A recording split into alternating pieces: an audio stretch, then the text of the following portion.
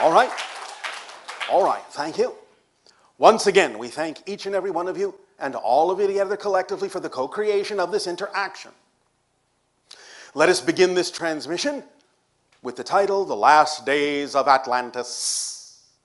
The reason we are delivering this at this time is because your transition from your October to November month is the anniversary of its destruction.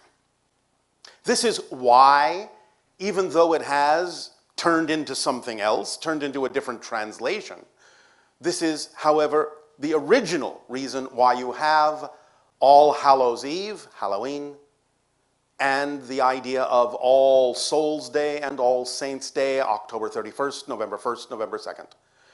The day before the destruction, the day of the destruction, the day after the destruction of Atlantis. That is the original reason for those holy days, in remembrance of that. So let us go back in time, approximately 12,800 of your years ago, or what you typically refer to as 10,800 BC. This was approaching the end of the days of the Atlantis civilization that had existed for many thousands of years. Began when there was the migration of those indigenous peoples in what you call your North and South America, the migration across the continents from west to east, eventually creating the colony of Atlantis in the islands that you now recognize to some degree as the Bahamas and Cuba. Although remember that in those days there was great ice shelves coming down from the north, covering a great portion of North America, and the oceans, having that much water locked into ice, were much lower at the time, somewhere between 250 to 300 feet lower. Thus, revealing, if you even look at your ocean maps today, the outline of the islands as they used to be. The Bahamas now are simply the remnants of what used to be the main island, along with Cuba, of the Atlantean civilization, though they did, of course, spread into North, Central, and South America, and even cross the oceans into what you know as Europe in the Mediterranean and Northern and Western Africa. But even though their so-called empire was vast, the main islands were off the coast now of what you call your North and Central and South America. And many people on your planet at this time, because much of the history was lost, and because most of what you still remember of the idea of Atlantis came through ancient stories from Egypt that were passed along to individuals in Greece and then shared with your modern individuals, you tend to imagine, because these stories came from Greece, that Atlantis had something similar to Grecian architecture. It did not. The closest representation that you have of Atlantean architecture is Aztecan architecture. Large stone blocks, the kind of pyramids that you find in Central and South America. These are the appearances of the kind of structures you would have seen in Atlantean times. And the Aztec architecture that remains is the closest remnant to the idea of Atlantean architecture that still exists on your planet. Now, it did change a little bit when they went over into the idea of the Mediterranean, but it didn't become Grecian architecture. The closest representation is that which you call the Minoan architectures, specifically the Temple of Knossos on the island of Crete. You will see there an ancient Atlantean colony in that temple, which is known as the Labyrinth Temple and the legend of the Minotaur, for the Atlanteans were bull worshippers. So the idea is that they adopted some of the Grecian architecture, but still retained something quite different. For if you look at the architecture of the Temple of Knossos, you will find that the pillars and the structures there are not what you would find in the area you know to be Greece. They are painted differently, they are shaped differently. And it represents more the idea of the Atlantean idea of decoration, being that the pillars are red and black and the stones are white. And if you look at the remnants of the labyrinth that exists in the Temple of Knossos on the island of Crete, you will see that it was actually an initiation labyrinth which came from the culture of Atlantis. For when you follow the traces that remain of the labyrinth that are dug into the ground and lined with stone, you will find at the end of every single turn a large crystal buried in the rocks of the labyrinth. So that at each station there was an opportunity to meditate on those crystals, to resonate with those crystals, and work your way through the labyrinth in the sense of a particular ritual that will allow you at the end to allow your mind to open up to new understandings, new information, new initiations of the cosmos. This came from ancient Atlantean times. Now, in the days before the destruction, which actually covered a very large span of time, for there was a, shall we say, very large master comet that came into your solar system and took up an orbit, an eccentric orbit, that crossed the path of Earth's orbit twice every year. And for a period of time rained down upon the Earth, as the comet broke up, various remnants that would impact your Earth and cause great destruction. These cometary fragments, twice a year, bombarded the North American and Atlantic region for a period of over 2 decades. Every year, twice a year. The obliteration was almost complete of anything that existed in those areas over that span of time, which is one of the reasons why you very, very, very much don't see almost anything left of whatever was in those areas. Imagine being bombarded for over 20 years by cometary impacts in your city. There wouldn't be much left. But it started relatively small, and mostly bombarded the ice shelves and the eastern seaboard of the Americas, many chunks falling into the Atlantic Ocean, causing tsunamis. But there was at one point a greater chunk that came through the atmosphere, the primary body of the comet, that finally penetrated the atmosphere and struck in the Atlantic Ocean, gouging out a crater in the ocean floor, and caused massive tsunamis in all directions, radiating out from the Atlantic, tsunamis at least 300 feet high. This is the obliteration, the final obliteration of the idea of Atlantis, cultures on the eastern seaboards of North, Central, and South America, tsunamis that struck the western seaboards of Europe and Africa and into the Mediterranean. And this is the beginning of your legendary flood of Noah. The idea also is that in those ancient times before the final destruction, since there were many cometary impacts and since they could observe the master comet arcing through the sky before it ever hit, they understood by plotting its trajectory, and especially after some of the fragments began to impact the Earth, that their time was running out. Many of them fled into other areas to preserve their culture, their knowledge, their civilization, going into South America, going into some parts of Central America, going into parts of Africa, parts of Europe, and all the way into the beginnings of the culture that became Egypt, bringing their knowledge, bringing their technology, their architecture, into the understanding of what it took to build the great pyramids in Egypt. But before that time, again, in observing this master comet, which still to this day provides what you call meteor showers at certain times of the year, including the time that is coming up now. That was the time of the destruction of Atlantis in its final days.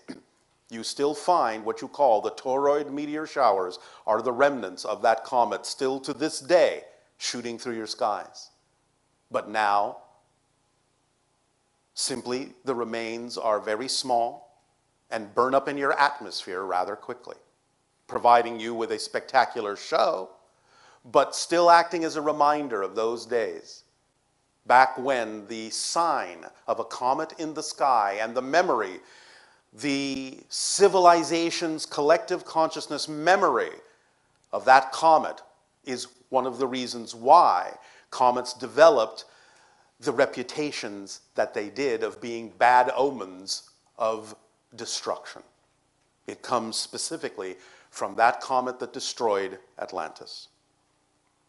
Now, also at that time, the idea, even though the concept of dragons is also something else, also interdimensional beings that present themselves to you in your reality in a certain way that you have called a dragon form, comets also in ancient times were referred to as dragons, for they crossed the sky with their glorious burning tails, and again were akin to the idea of the interdimensional dragons in how they appeared against the stars.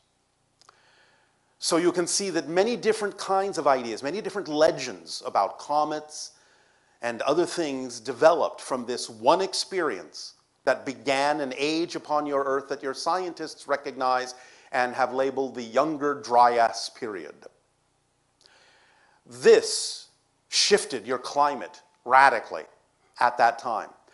And the cometary impacts that impacted the thick ice shelves on the North American continents caused much flooding, much runoff.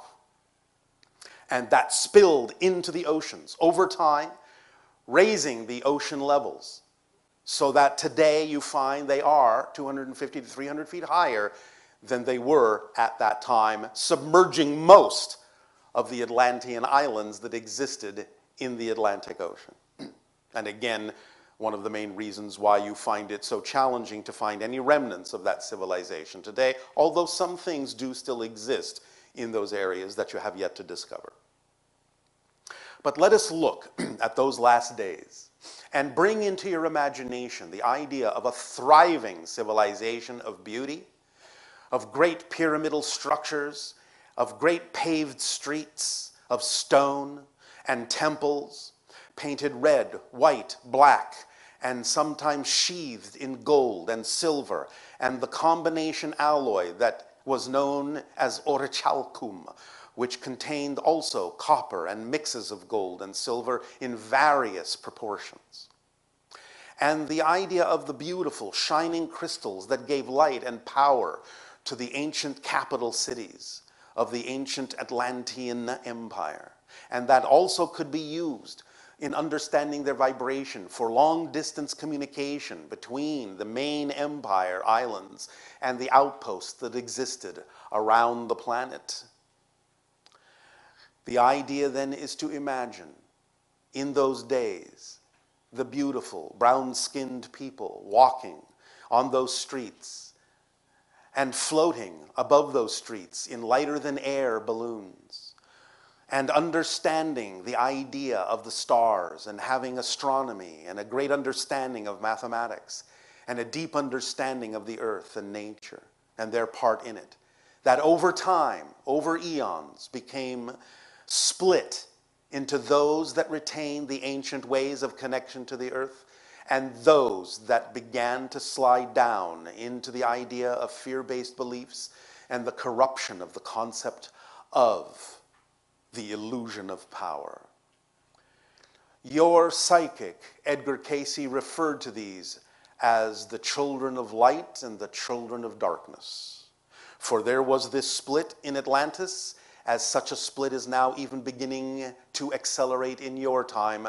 For the idea itself of the Americas is a recounting and a recycling of the idea of Atlantean times, and an opportunity for you to lift yourselves up into a different future and a different path and a different outcome than what it is that they themselves experienced.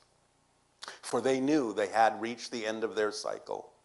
And so many of those that understood their connection to the earth, their connection to the stars, began to migrate away from the Atlantean capitals into various parts of the world that they knew would be safe, where they could rebuild, where they could preserve their knowledge in ancient structures such as some of the ancient pyramids, preserve their libraries in Alexandria and in Giza under the Sphinx, and in certain areas of Yucatan and South America and Peru, where some of those libraries still exist today and have yet to be discovered, that would reveal much about the Atlantean times.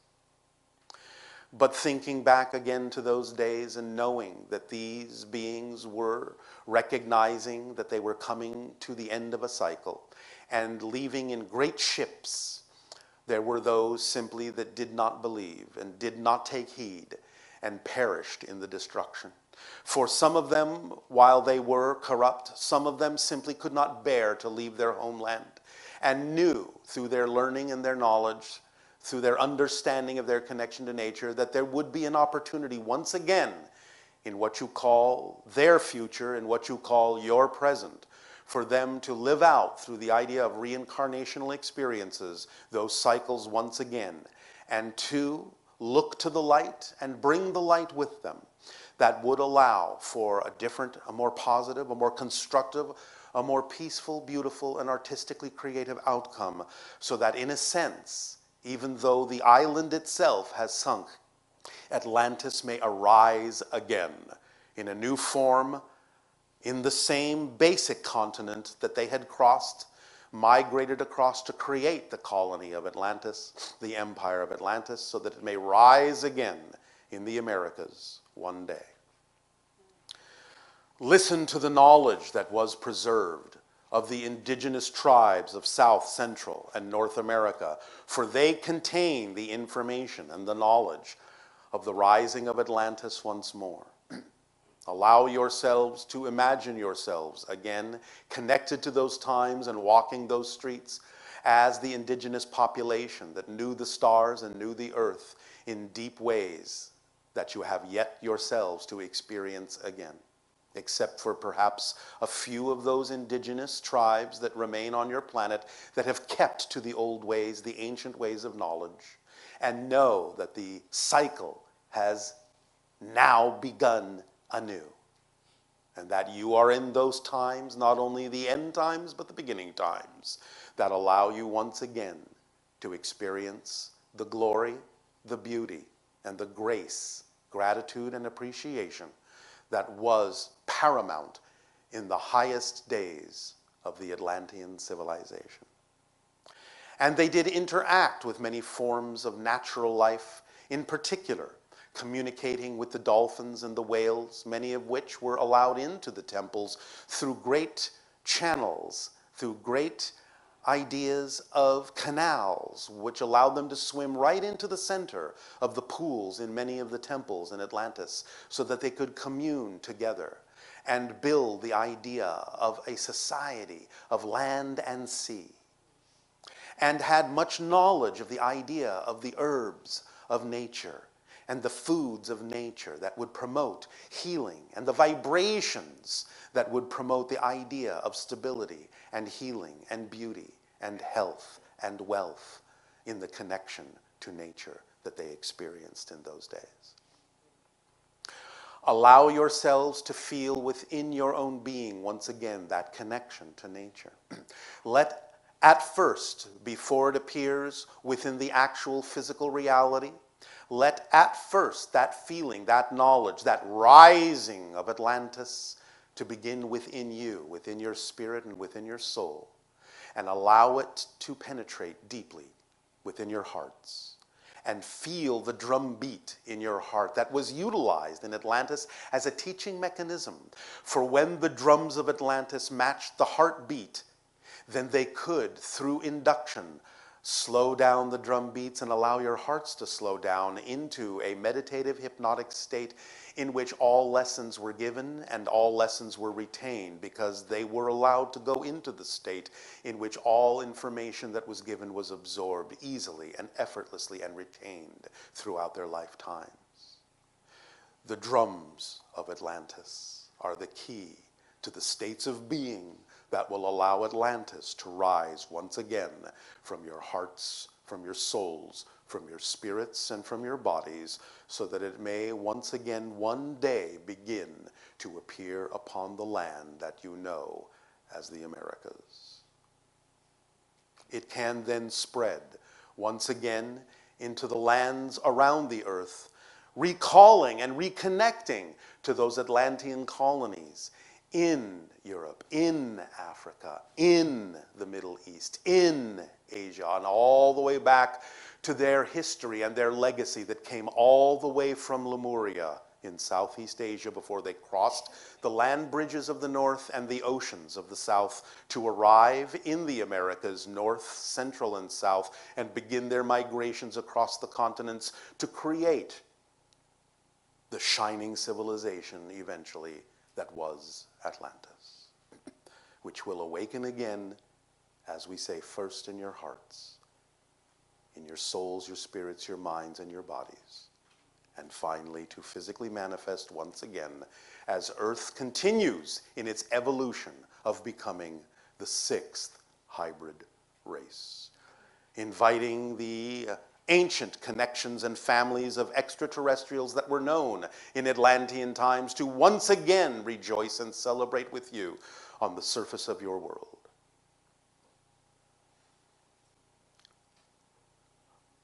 Rise, Atlantis, rise. We thank you for allowing us to share this energy, this information, this state of being with you this day of your time. And in return for the gift that you have given to us, how may we now be of service to you?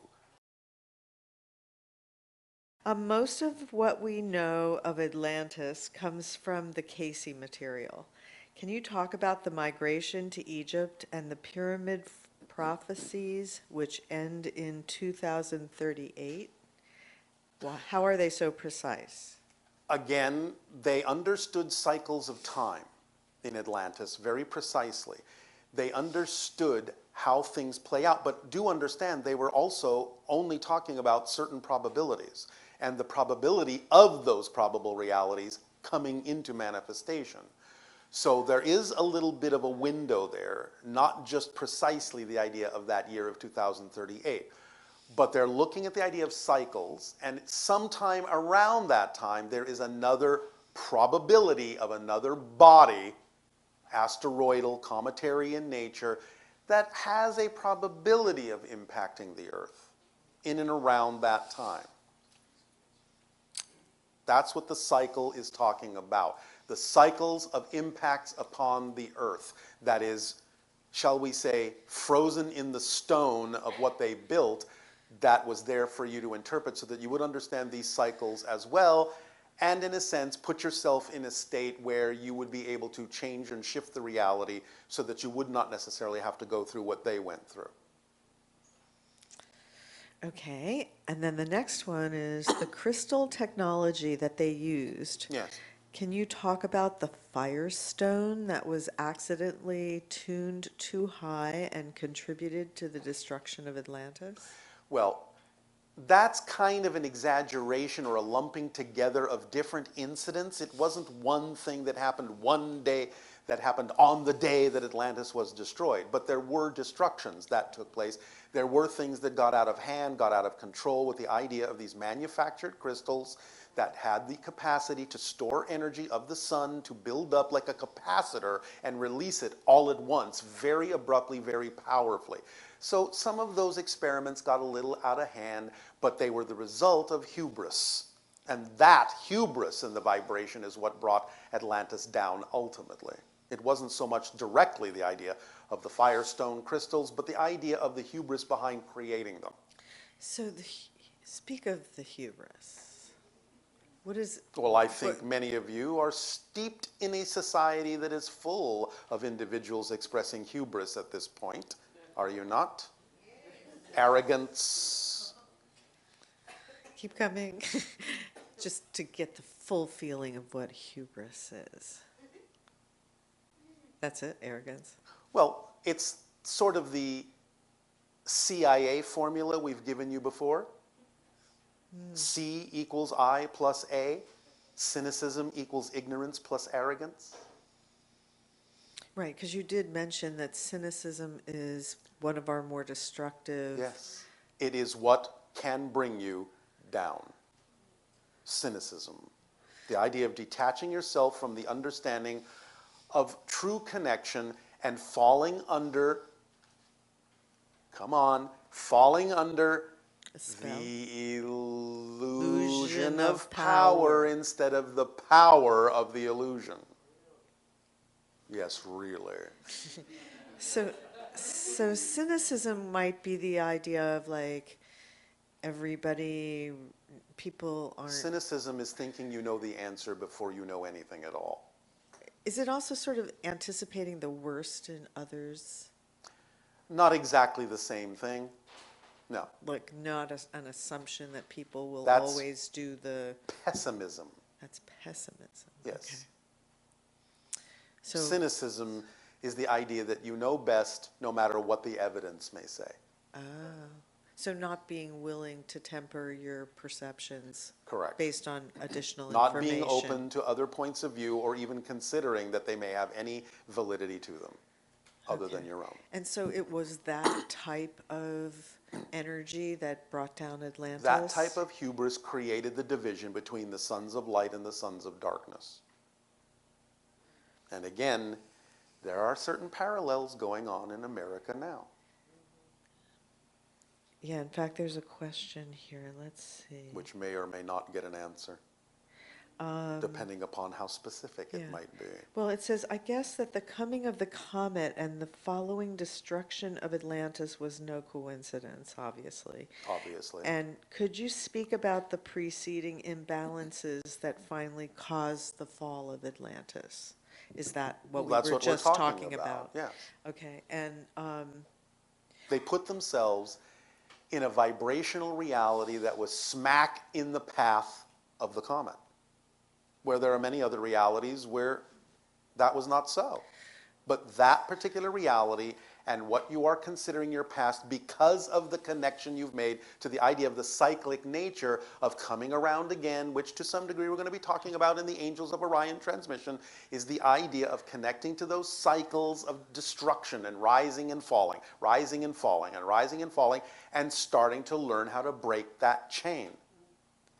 so essentially, we here on Earth at this point, in this reality, are the beings that chose the trajectory that led to the fall of Atlantis, and now we're back making a new choice or attempting to make a new choice? Because that's the most powerful. You remember the rubber band analogy. Yes. The farther you pull back into darkness, when you finally let go, you'll fly that much faster and farther into the light. So you're using energy to connect to some very deep, dark, negative experiences so that when you finally get a handle on these vibrations, you will propel yourself into the light that much more powerfully. You're using it as a catapult. That also means that there was another Atlantis that didn't undergo the Oh, destruction. absolutely. There are many versions of Earth where Atlantis thrived. Absolutely. That's so interesting. So I've visited one of them. It's tell. profoundly beautiful in ways that you may not even be able to imagine at this point. Wow.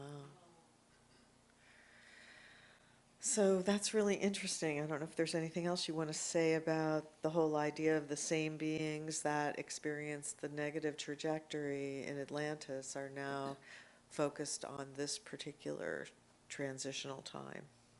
Nope. We'll talk about that again in the transmission called the Angels of Orion. And did they like take animals and people and like make things? They understood genetics in a very, very similar way, but had different kinds of capacities to create certain kinds of hybrids that are also the basis of some of your mythological legends of certain kinds of creatures, yes. Would we find that offensive now, what they were doing? You would find it the product of incredible cynicism and hubris. It's not that you cannot explore genetics. You can. But remember, it's not about what it is. It's about how you use it. Because they used it to create a race of slaves. And that doesn't go well, does it? Not usually. Okay, so Remember, your greatest power is the freedom to choose. The greatest prison is taking that freedom away. from another? Yes. Slaves. The freedom to choose has been removed. That's what makes a slave.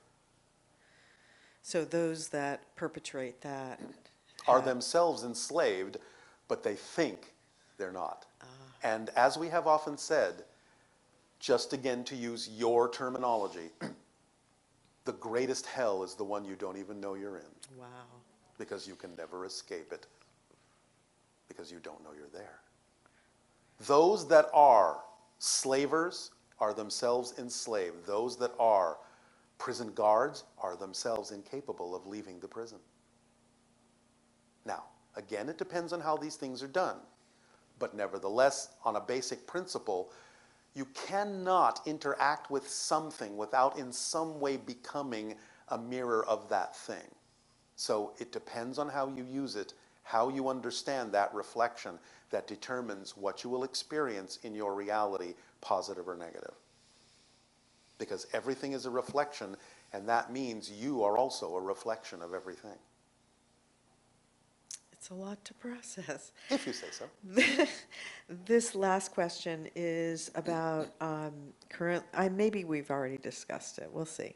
Currently, Bahamas is going through catastrophic challenges. Yes. Does it imply any mirroring effect of the fall of Atlantis? It does. And so does the Bermuda Triangle phenomenon. Yes, in fact, one question came in about whether that impacts hurricanes on the East does. Coast. But we won't go into the oh. actual science of it at this particular point. Yeah, but it does. They were asking, was Bermuda part of Atlantis, and was the triangle, part of it? The triangle didn't exist then in the way that it exists now. You could say that at this point it's sort of running amok, but it is representative of an energy that they tapped into and got out of hand, again, going back to that understanding, and was one of the reasons for the physiological vibrational attraction of the comet. So, see what we're saying? Seems like a combination of The Sorcerer's Apprentice, and was that hubris also? Yes. So, using the same analogy, it's time to sweep the area clean.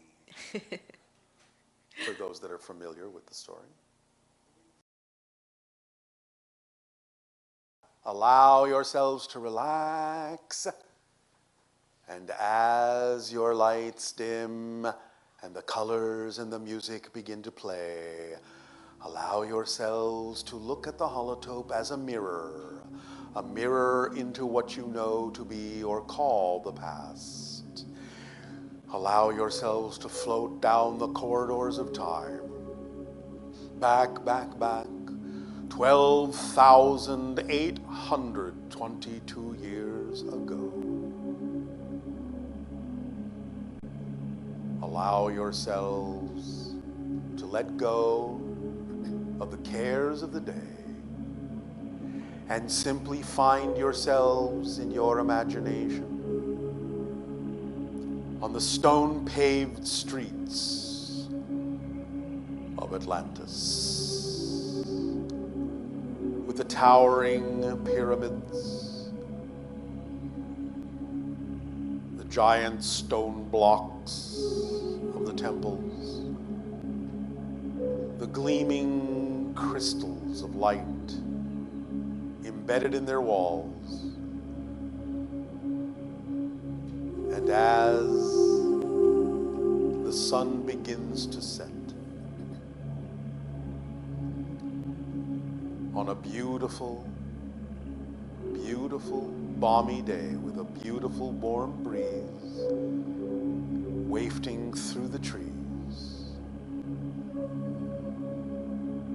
and you look up into the night sky as the stars come out,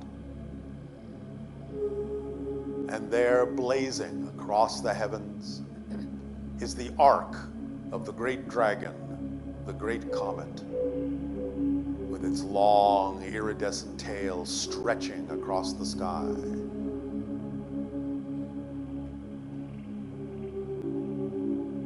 And you allow yourselves to know that it is the herald and the harbinger of the end of one cycle and the beginning of another. And that what has been done in the civilization of which you are so fond and so proud, but has become split,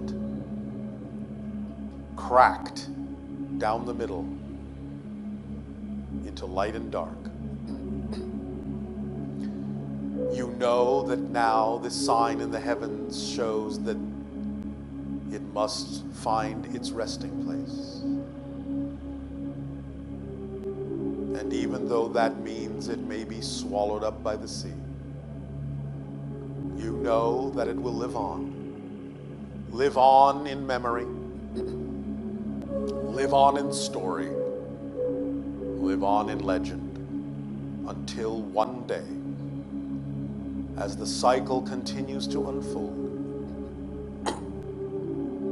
there will be those born again into the understanding from Spirit as they approach the end of another cycle and the beginning of a new one, that it is time to remember, time to tell the stories again, time to choose a path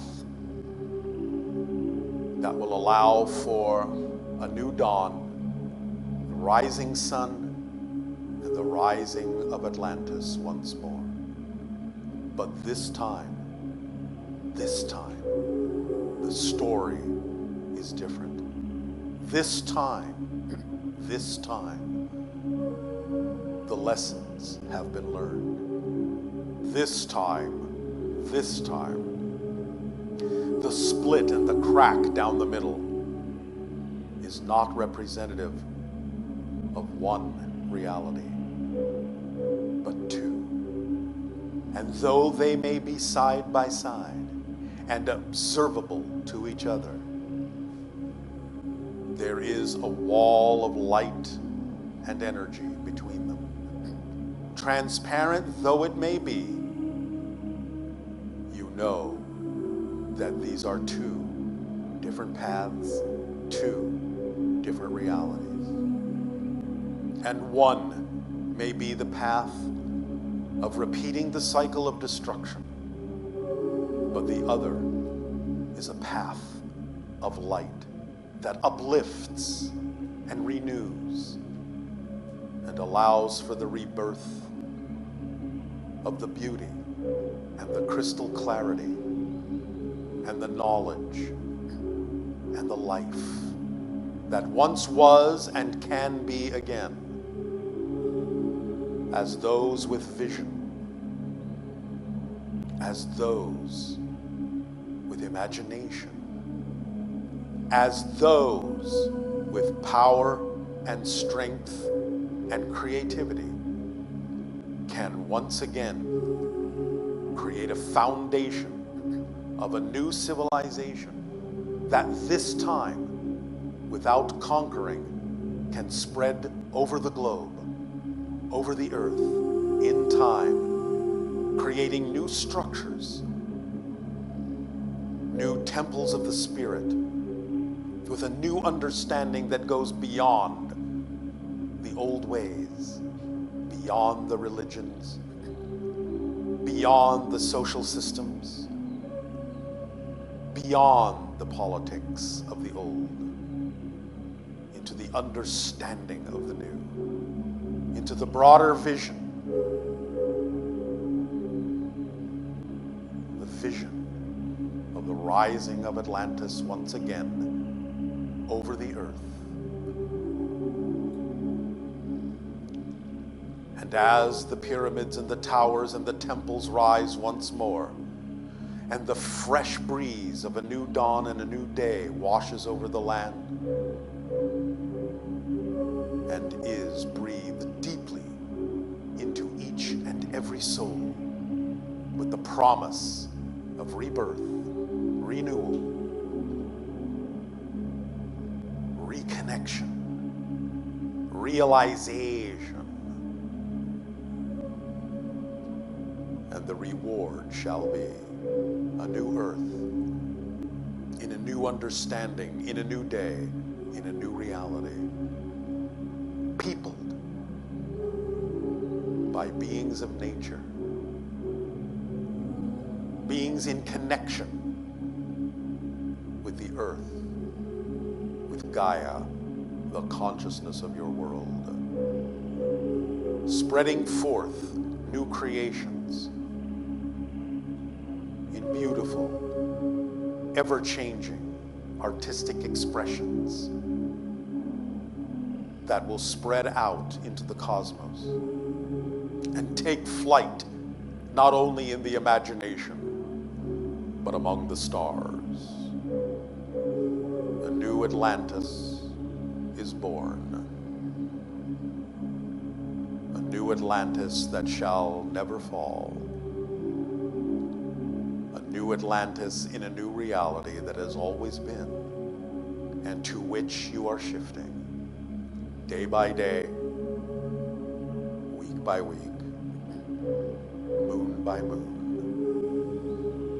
For therein, in the night and the day that shines upon the earth and the sea, is the promise of the seed of renewal. And it shall be refreshed. And it shall accelerate the cycle of the earth towards its chosen destiny, its chosen evolution of the sixth hybrid race, which shall be a new Atlantis, in which all may share, in which all may grow, in which all may create according to their truth. Gardens shall spread in the new earth to allow beings to flourish and grow in a multitude of ways. And the earth shall vibrate with song that shall spread out in ripples through the cosmos of energy, of light, of love, of being, of existence, a crystalline reflection of the endless cycles of time and the eternal now, in perfect balance, in perfect harmony. Allow yourselves to now walk those paths of the new Atlantis on the new earth in the new reality. Breathe deeply of the air that refreshes, that cleanses, that nourishes. And know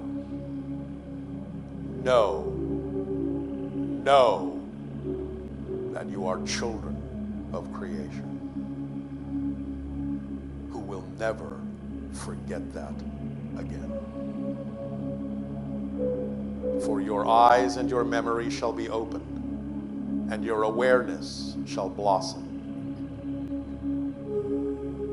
You are the new Atlantis. rejoice, and welcome home. Welcome home. Welcome home. Allow yourselves now to simply drift and dream, floating freely on the currents of creation, so they may take you where you need to go, to what is correct for you. And all the currents together shall form a new ocean. And out of that ocean, a new civilization shall arise. A new land.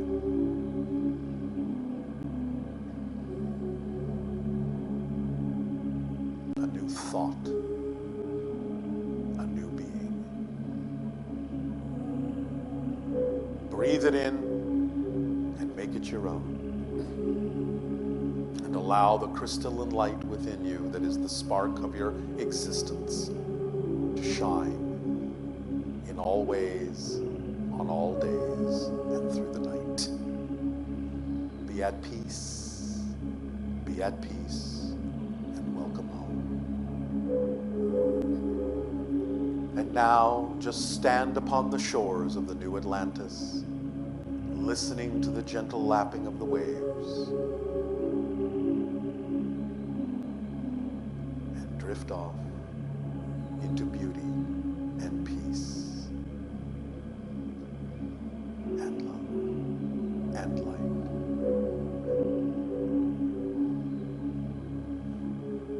And as your music softens and your lights begin to dim,